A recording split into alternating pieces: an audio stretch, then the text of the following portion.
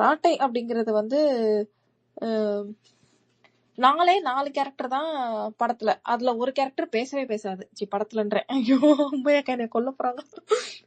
கதையில ஒரு கேரக்டர் வந்து பேசியிருக்காது. ஆனா அந்த கேரக்டரை சுத்தி தான் கதை ஓடுது. சரிங்களா? இதுல வந்து சரி, நான் கதையை சும்மா மேலோட்டமா சொல்லிட்டு அதுக்கப்புறம் இதுல போலாம். இதுல என்னன்னா, ஒரு நாகம்மா அப்படிங்கிற ஒருத்தவங்க வந்து ஒரு ஊர்ல ரொம்ப நாள் ராட்டை சுத்தி சம்பாதிச்சிருக்காங்க. ராட்டைனா இந்த காந்தி வந்து ஸ்டைலா மண்டி போட்டு உட்காந்து போஸ்ட் கொடுக்குற அந்த ராட்டை இல்ல. இது கொஞ்சம் பெரிய சைக்கிள் டயர் மாதிரி இருக்கிற ராட்டை. பயங்கர ஸ்பீடா சுத்தணும், அந்த நூல் பிரிஞ்சிராம இது பண்ணணும். அப்படியே அந்த நூல் சரசர சரசர. நீங்க இந்த மைக்கேல் மதன காமராஜன் படத்துல கிளைமேக்ஸ் சீன்ல பாத்தீங்கன்னா, அந்த கயர் சரசர சரசரன்னு போகும். அதுல கமலஹாசன் இப்படி கை வச்சிருப்பாரு. கடைசியில அந்த கயர் போனோடனே ஊதுவாரு கையில. அந்த மாதிரி ஸ்பீடா போயிட்டு இருக்கும்போது கை வந்து அப்படியே அறுத்துரும் இல்லையா? அந்த மாதிரியான ஸ்பீடா சுத்துற பயங்கர பெரிய ராட்டை. அந்த ராட்டைய வந்து அவங்க சுத்திட்டே இருக்கிறதுனால அவங்க ஆள்காட்டி விரல் வந்து எப்பயுமே வந்து சொர சொரப்பா ரத்தம் எப்ப வந்துருவா அப்ப வந்துருவான்னு கேட்டுட்டே இருக்கும். அந்த மாதிரி ஒரு ஹார்டான வேலை பாக்குற நாகம்மான்னு ஒருத்தவங்க. அவங்க வந்து அது வந்து சைட் பிசினஸ் தான். மெயின் பிசினஸ் என்னாச்சு, அது வந்து மெயின் பிசினஸ். சைட் பிசினஸ் ஒண்ணு வச்சிருந்தாங்க. என்னன்னா, காலையில வந்து இந்த பலகார கடை போட்டு ஆபீஸ் ஸ்கூலுக்கு போறவங்க, ஸ்கூலுக்கு விட வர்றவங்க எல்லாருக்கும் வந்து சீயம் ஆப்பம் எல்லாமே கொடுக்கறது. அந்த குடுத்து முடிச்சுட்டு மிச்சம் இருந்ததை கூட அங்க போற வர்றவங்களோட கையில திணிச்சிட்டு, அந்த பெரிய தாம்பாளத்தட்டை அடுக்கி வச்சிருக்க தாம்பாளத்தட்டை ஒரு அடி அடிச்சு அந்த நங்கு அப்படின்னு அந்த வைப்ரேஷனோட ஒரு சத்தம் வரும் இல்லையா? அதை கேட்டாதான் அவங்களுக்கு திருப்தி அப்படிங்கிற மாதிரி அவங்க கேரக்டர் வந்து அந்த டிஃபைன் பண்ணிருப்பாங்க. அதாவது என்னன்னா, பழச விக்கிறது இல்ல ஒண்ணு, வியாபாரத்துக்கு நியாயமா இருக்காங்க, ப்ரொஃபஷனல் எத்திக்ஸோட இருக்காங்க ஒரு 2வது. 3வது வந்து மிச்சம் இருந்தாலும் அதை தான் தின்றுவோம் அப்படின்னு இல்லாம அடுத்தவங்களுக்கு கொடுத்துடணும் அப்படிங்கிற ஒரு இதோட இருக்காங்க. சோ அவங்களுடைய இரக்க குணமும் தொழில் பக்தியும் நேர்மையும் அந்த அந்த ஒரு வாக்கியத்திலே நமக்கு தெரிஞ்சிருது. கடைசி முடிக்கும் போது மிச்சம் இருக்கிறத யார்ட்டையாவது கொடுத்துட்டு அந்த தட்டை ஒரு அடி அடிச்சு அந்த நங்குன்னு சத்தம் கேட்டாதான் அவளுக்கு நிம்மதி அப்படிங்கிற மாதிரிதான் அத வந்து சொல்றாங்க. சோ இப்படி ஒரு கேரக்டர். ஓகேவா?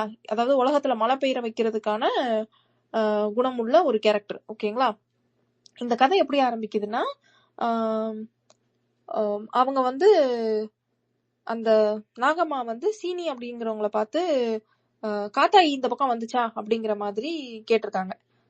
சரியா? அவர் வந்து உடனே இல்லையே அப்படின்னு தலையாடிட்டு திரும்ப கொஞ்ச நேரம் யோசிச்சுட்டு எங்கேயோ பார்த்தமே அப்படின்னு சொல்லி திரும்ப போய் அவர்கிட்ட சொல்றதுக்கு போறாங்க. அவர் போறதுக்குள்ள இவர் வண்டியில உட்காந்துருக்காரு. இவர் வண்டியை திருப்பிட்டு போறதுக்குள்ள அந்த அக்கா 2 தெரு தள்ளி ஒரு சந்துக்குள்ள போயிருச்சு. இந்த சந்து என்ற வார்த்தையே முக்கியமா கவனிக்கணும். அந்த சந்தை வந்து எப்படி வர்ணிக்காரு ஆசிரியர் அப்படின்னா, தமிழ் சந்தை நினைச்சு எழுதிருப்பாரா என்னன்னு தெரியல. அப்படி குறுக்கான ஒரு ஆளு கூட போக முடியாது. அப்படி போயிட்டு இருக்கவர் கூட திரும்புறதுக்கே அந்த சந்துக்கு அந்த பக்கம் போயிட்டு தான் வர முடியும். எப்படி நம்ம ஆட்டோல ஏறினா பாதிலாம் இறக்கி விட மாட்டாங்க, ஃபுல்லா போயிட்டு தான் இறக்கி விடுவாங்க இல்லையா? அந்த மாதிரி அந்த சந்து அவ்வளவு குறுகலான சந்து.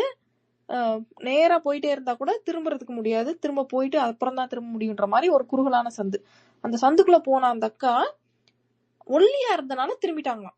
சோ அவங்க எவ்வளவு ஒரு வறுமையில இருக்காங்க அப்படிங்கறத வந்து இந்த இடத்துல நம்ம தெரிய முடியும். இவர் இந்த சந்துக்கு இந்த சைடு இருந்து கூப்பிடுறாரு. அவங்க அப்புறம் விறுவிறுன்னு வந்து என்னடா அப்படின்னு கேக்குறாங்க. எங்க பார்த்த அப்படின்ற மாதிரி கேக்குறாங்க. இவர் சொல்றாரு, நான் வந்து என்ன சொல்றது, இன்னைக்கு காலையில 76 பஸ்ஸ பிடிச்சாங்க. அவங்க டிரைவருக்கு ஆப்போசிட்ல, நீங்க ஊர்ல டவுன் பஸ்ல போயிருப்பீங்க இல்லையா? டிரைவருக்கு ஆப்போசிட்ல உட்காந்துருப்போம். இந்த வடிவேல் கூட ஒரு படத்துல சொல்லுவார்ல, நீ போய் அங்க உட்காரு அப்பதான் டிரைவர் சீக்கிரம் வண்டி ஓட்டுவாருன்னு சொல்லிட்டு, அந்த மாதிரி ஒரு இதுல கண்ணாடிக்கு முதுகு காமிச்சு, அந்த பெரிய கிளாஸ்க்கு முதுகு காமிச்சு அப்படி உட்கார்ந்துருக்காங்க. உட்கார்ந்து அவங்க சேலை, மஞ்சள் கலர் சேலை வந்து ஜன்னலுக்கு வெளியே பறந்துருக்கு. அத வந்து இவர் சீனி பாத்திருக்காரு.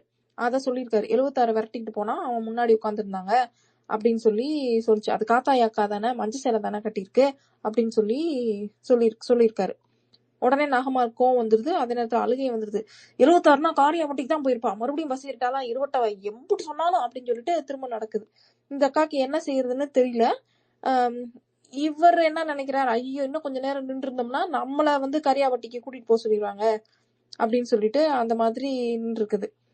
அதுக்குள்ள இவர் வந்துட்டாரு. யாரு? நம்மளோட ரைட்டர் வந்துட்டாரு. அதாவது ரைட்டர்னு நம்ம நரசிம் சார்ல, இந்த கதையை சொல்றவர் வந்துட்டாரு, கதை சொல்லி வந்துட்டாரு. வா பங்கு அப்படின்னோடனேமும் இவர் என்ன சொல்றாருன்னா, நான் பார்த்தேன் 76ல போச்சு, ஆனா வந்து காரியாபட்டி வரைக்கும் போகல, பெருங்குடியிலே இறங்கிருச்சு அப்படின்னு சொல்லி இவர் சொல்றாரு. அப்பனா தான் இவருக்கு வந்து கொஞ்சம் நிம்மதியாயிடுச்சு. அப்பாடி அங்க வரைக்கும் போகல அப்படின்னு சொல்லிட்டு சீனிக்கு வந்து இப்போ வந்து ஐயோ நம்ம இங்க இருந்தோம்னா நம்ம தான் வண்டி வச்சிருக்கோம், போக வேண்டியதாயிரும் அப்படிங்கிற மாதிரி இதா இருக்கு. உடனே அவர் வந்து சரி சரி எனக்கு கொஞ்சம் வேலை இருக்கு கம்பெனில, நான் போயிட்டு வரேன் அப்படின்னு. இவருக்கும் ரைட்டருக்கும் அவங்க அப்பாவை நினைச்சு பயமா தான் இருக்கு. ஐயோ நம்மளும் நேரத்துல வீட்டுக்கு போறேன்னா அப்பா வந்து அது எப்படி எழுதிருக்காருன்னா, தாமதிக்கும் ஒவ்வொரு நிமிடமும் தவணை முறையில் திட்டு விழும் என்ற வரிகள் மாற்றி ஓடிட்டான். அதாவது காக்கா காக்கா படம் வந்த பிறகுதான் ஆஹ் இந்த படம் அந்த கதை எழுதியிருக்காரு அப்படின்றத வந்து நம்மளுக்கு சொல்றாரு. அதுக்கப்புறம் ஆனாலும் பரவாயில்ல, இவருக்கும் வந்து கொஞ்சம் அந்த மனிதாபிமானத்தின் நீட்சி இருக்கு அப்படிங்கிறதுக்காக, ஏன்னா அதே அவருக்கு அவங்க கிட்ட வாங்கி சாப்பிட்டுருக்காரு இல்லையா, ஸ்கூலுக்கு போகும்போதெல்லாம் இவங்க கூட தான் வந்து இது பண்ணி அவங்க விற்கிற சீயத்தை தான் வாங்கி சாப்பிட்டுருக்காங்கன்றனால அந்த உப்பு போட்டிருக்காங்க அப்படிங்கிறதுக்காக இவர் வந்து சரி இப்படியே பாதியில விட்டுட்டு போனா அந்த அக்காவை என்ன செய்யறதுன்னு தெரியாம நிக்குது அப்படின்னு சொல்லிட்டு அங்க நிக்கிறாரு. அங்க நின்ன உடனே சரி ஓகே இவரும் வந்து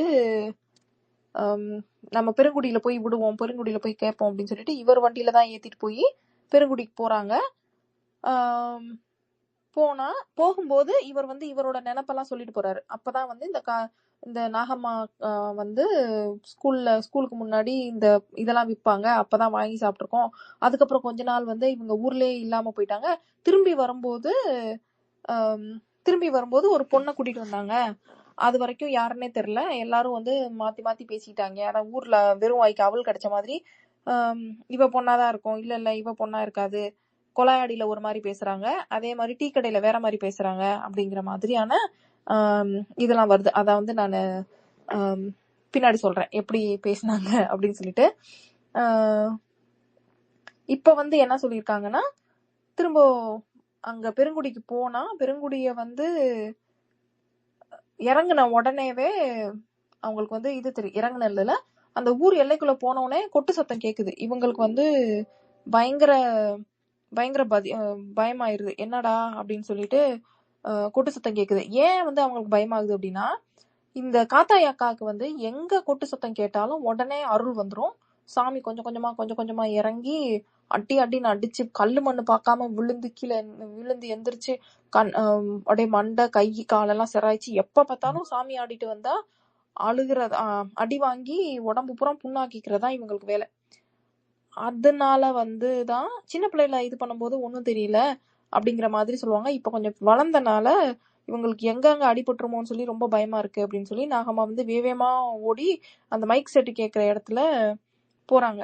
போய் என்ன விவரம் வேணும்னு கேட்கும் போதே கொட்டு சத்தம் கேட்கறதுனால 2 பேரும் அந்த எங்க கொட்டடிக்கிறாங்களோ அங்க நடந்து போறாங்க. போறதுக்குள்ள இந்த அக்கா சுத்தி கொட்டடிக்கிறவங்க அடிச்சுட்டே இருக்காங்க. கண்ணை மூடிட்டு அவங்க வந்து எக்ஸ்பீரியன்ஸ்னால டங்கு டங்கு டங்குன்னு அடிச்சுட்டே இருக்காங்க. இந்த அக்கா வந்து ஆடிட்டே இருக்கு. இவங்க வந்து நிறுத்த சொன்னா இந்த அக்கா நிறுத்த சொன்னா, நாகம்மா வந்து நிறுத்த சொன்னா அவங்களுக்கு கேட்கல. அதுக்கப்புறம் இவர் என்ன பண்றாரு, நம்ம ஹீரோ நேரா போய் அவங்ககிட்ட உள்ள வண்டியை விட்டு இடிக்கிற மாதிரி நிறுத்தி பிரேக் போடுறாரு. அப்பதான் அவங்க சுதாரிச்சு நிறுத்திடுறாங்க. நிறுத்தின உடனே அங்க இருக்கிறவங்க சொல்றாங்க, உங்களுக்கு தெரிஞ்சவங்களா, காலையில இருந்து ஆடிக்கிட்டே இருக்கு, சேலம் ஒரு பக்கம் போகுது, மூஞ்சியெல்லாம் இழுக்குது, வேணும்னே இந்த பிள்ளைங்க இந்த பசங்க வேற கொட்டடிக்கிறவங்களுக்கு காசு கொடுத்து அடிக்க சொல்லிட்டே இருக்காங்க அப்படிங்கிற மாதிரி சொல்றாரு. இருந்தாலும் இந்த அக்காவுக்கு தான் தாங்க முடியல. அப்படியே அந்த அவங்க ராட்டை சுத்துற அந்த கையெல்லாம் வந்து இப்படி கையை முறுக்கி தானே ஆடுவாங்க, கையை பிடிச்சிக்கிட்டு 2 கையையும் இன்டர்லேட் பண்ணிட்டு தானே ஆடுவாங்க. அதுல இருந்து ரத்தம் வந்து அது காஞ்சு அந்த பிளேட்லெட்ஸ் எல்லாம் வந்து பிசு பிசுன்னு ஆற அளவுக்கு ஆடிட்டு இருந்திருக்கு.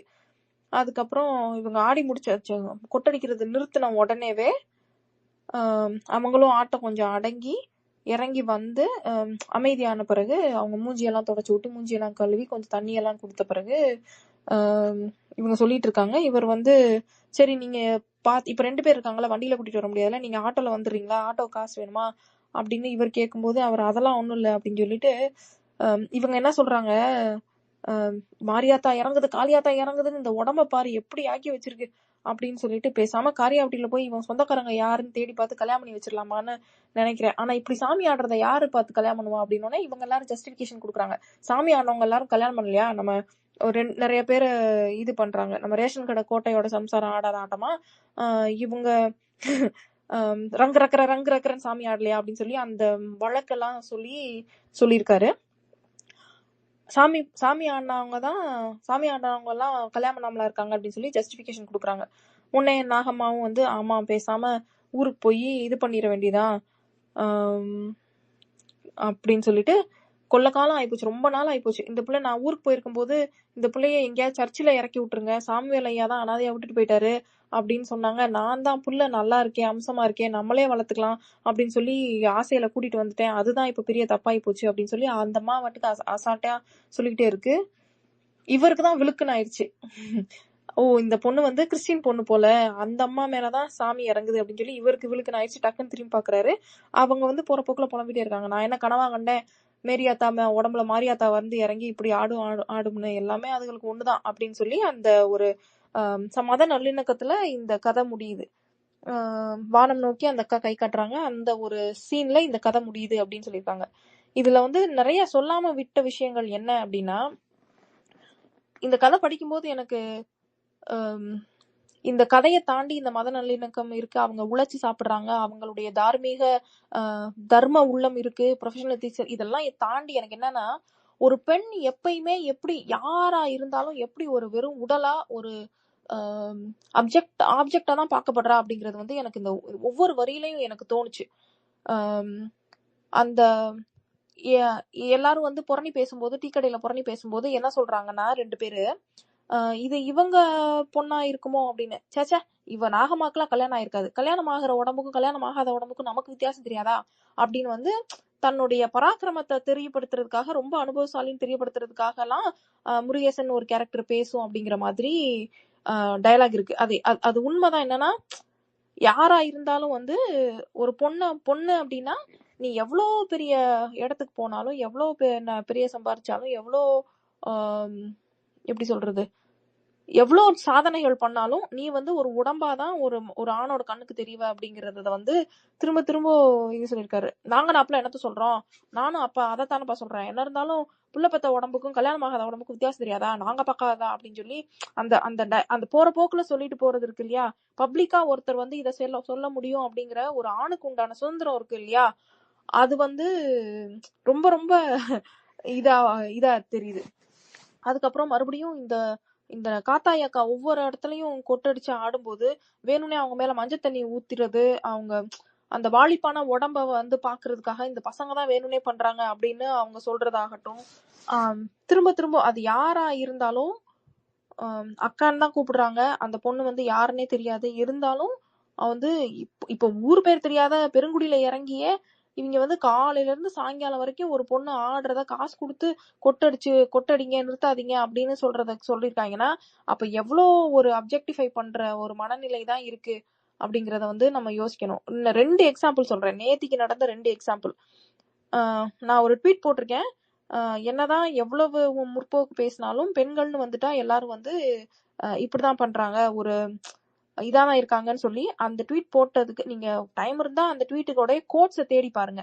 எவ்வளவு ஒரு வக்கரமும் ஒரு இதுவும், ஆஃப் பாயில்னா அடிக்கதான் செய்வோம், ஜீவகாரண்யம் பேசினாலும் சொரிநாய் வந்தா கல்லெடுத்துதான் எறிவோம், அந்த ஒரு மென்டாலிட்டி தான் இருக்கு. நீ எவ்வளவு இது பண்ணாலும் பெண்கள் அப்படின்னு வந்துச்சுன்னா, அதாவது அம்மா அப்படிங்கிற ஸ்தானத்துல வச்சு நாங்க இது பண்ணுவோம். ஆனா அதே அம்மாவை பொண்டாட்டி அப்படிங்கிற ஸ்தானம், அப்பா அம்மானா அப்பாவுக்கு பொண்டாட்டி தானே, பொண்டாட்டிங்கிற ஸ்தானத்துல வந்துச்சுன்னா ஏறி மிதிக்கதான் செய்வோம். அப்பா அப்படிங்கிற ஸ்தானத்துல வச்சு பொண்ணுங்களை போட்டுருவோம். ஆனா அதே பொண்ணையே டாடிஸ் லிட்டில் பிரின்சஸ் அப்படின்னு சொல்லி கிண்டல் பண்ணுவோம், கேவலப்படுத்துவோம். ஒன்னும் இல்ல, நேத்திக்கு அந்த ஏரோ ஷூட்டிங் ஒலிம்பிக்ஸ்ல வந்து அந்த பொண்ணு வீடியோ எடுத்திருக்காங்க. அந்த பொண்ணு வந்து 10 பாயிண்ட்ஸ்க்கு ரொம்ப கிட்ட இதாயிருச்சு. அத வந்து அதோட திறமைய வந்து இது பண்ணாம அது எவ்வளோ பயிற்சி பண்ணியிருக்கோம், எவ்வளவு மெனக்கெட்டு இங்க வந்து இந்த திறமையை காமிக்கிறது இருக்கும். அந்த பொண்ணை வச்சு இம்புட்டு அழகா இருக்கு, தங்கத்தை சும்மாவே தூக்கி கொடுத்துடலாம், எதுக்கு சைனா கூட எல்லாம் போட்டி போடுறீங்க, அவங்களே பதக்கத்தை எடுத்துட்டு போயிட்டோம் அப்படின்னு சொல்லி அந்த பொண்ணை வந்து உடல் அளவுலதான் அவங்க வந்து வர்ணிக்கிறாங்க, இது பண்றாங்க. நீங்க இப்போ எல்லா சந்தில இப்ப நடக்கிறதே சொல்றேன். இததான் வந்து நம்ம காலங்காலமா பண்ணிக்கிட்டே இருக்கோம். யாரா இருந்தாலும், என்னவா இருந்தாலும், எப்படி இருந்தாலும் நீ பொண்ணா அப்படிங்கிற ஒரு நிலைமையில இப்ப எப்படி இந்த வர்ணாசிரமத்துல சொல்றாங்க பெண்களுக்கு வர்ணம் இல்லை அப்படின்னு சொல்லிட்டு யாரா இருந்தாலும் ஆம்பளைங்களுக்கு கீழே தான் அவங்க வந்து எந்த இந்த 4 வர்ணத்துல எந்த வர்ணமா இருந்தாலும் பொண்ணுன்னு இருந்தா அவங்க வந்து ஆம்பளைங்களுக்கு கீழே தான். அது எந்த ஆம்பளையா இருந்தாலும் பரவாயில்ல அப்படிங்கிற ஒரு இதுதான் இருக்கு. இததான் வந்து இதுதான் எனக்கு மனசுக்கு ரொம்ப ரொம்ப கசக்கிட்டே இருந்துச்சு நேத்து நைட்டு பூரா. என்னடா இந்த கதை வந்து ஒரு மத நல்லிணக்கத்தை சொல்ற ஒரு வரியில அசால்ட்டா சொல்லிட்டு போற கதை. இப்ப எப்படி நேத்திக்கு நீரஜோட அம்மாவும் அவர் பேர் என்ன நிதிஷா அவரோட அம்மாவும் 2 பேர் சொன்னாங்க அவனும் எனக்கு புள்ளதான் இவனும் எனக்கு புள்ளதான் அப்படின்னு சொல்லி அந்த மத நல்லிணக்கம் வந்து இந்தியா பாகிஸ்தானுக்கு நடுவுல கண் கூட நம்மளுக்கு தெரியுது. இங்க என்னதான் இவங்க ஸ்டண்ட் வச்சாலும் நம்மளுக்கு கண் கூட தெரியுது.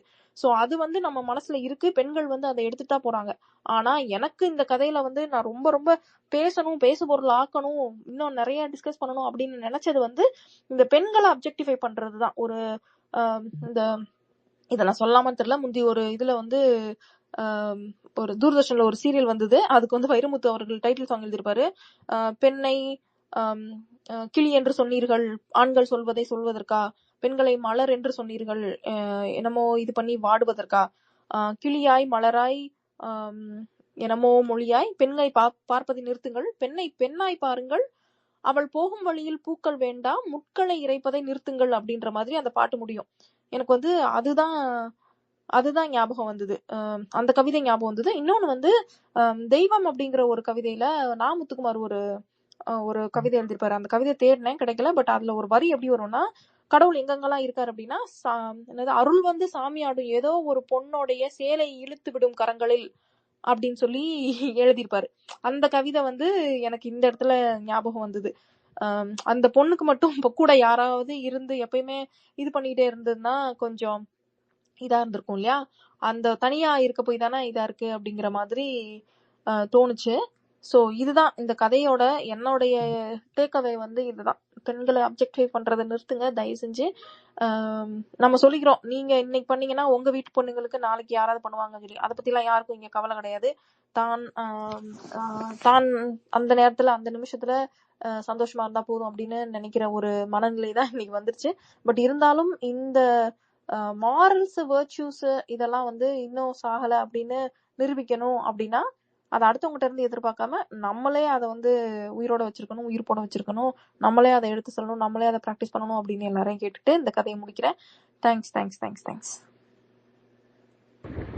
சூப்பர் சூப்பர், அருமை அருமை எம்கே. நேற்று நீங்க காலையில வர முடியுமா அப்படின்ற ஒரு கேள்வியில இருக்கும்போது சரி அதை நான் படிக்கணும்ன்ற மாதிரி ஒரு நிலைமை வந்துச்சு, நான் சொல்லணுன்ற மாதிரி. அப்போ நீங்க எடுக்கிறீங்கன்றப்ப நான் சொன்னா இந்த அளவுக்கு சொல்லுவேனா அப்படின்னு ஒரு கேள்வி இருந்தே இருந்துச்சு. சரின்னு சொல்லிட்டு எதுக்கும் எடுத்து வச்சிருப்போன்னு ஒரு முறை திரும்ப படிச்சு வச்சேன். ஆனா நீங்க சொன்னதுதான் இல்ல அதான் உண்மை. அந்த தாக்கம் உங்களுக்கு வந்த தாக்கம் தான் சரியான தாக்கம். அதுதான் கதையினுடைய குறிப்புமே கூட. ஒரு பொண்ணை வந்து இப்படிதான் ஒரு பொருளாதான் பாக்குறாங்க, ஆடை விட்டு பாக்குறாங்க அப்படின்றதுதான் வந்து அந்த கதை. நீங்க முதல்ல சொல்லும்போது படத்துல அப்படின்னு சொல்லிட்டு உண்மை அடிக்க போறாங்க. நீங்க படத்துலன்னு சொன்னது தப்பு இல்லை. ஏன்னா இது வந்து விதானம் அவர்கள் வரைஞ்ச படத்துக்கு நம்ம நரசிம்மன் எழுதின கதை தான் இது. அந்த படத்தை தான் மேல இதுல போட்டிருக்கேன் ஸ்பேஸ்ல. அந்த படத்தை வச்சு அதுல இருந்து உருவான கதை, அங்கேயிருந்து தொடங்கின கதைன்னு வச்சுப்போமே, அது அப்படி வந்ததுதான். அதனால படம்னு சொன்னதுலயும் தப்பு இல்லை. அந்த புரளி பேசுறது அதுதான் நானுமே வந்து குறிச்சு வச்சிருந்தேன். இது வந்து ஆண் பேசும் புரளி, பெண் பேசும் புரளின்னு வேறுபாடு காட்சிருப்பாரு.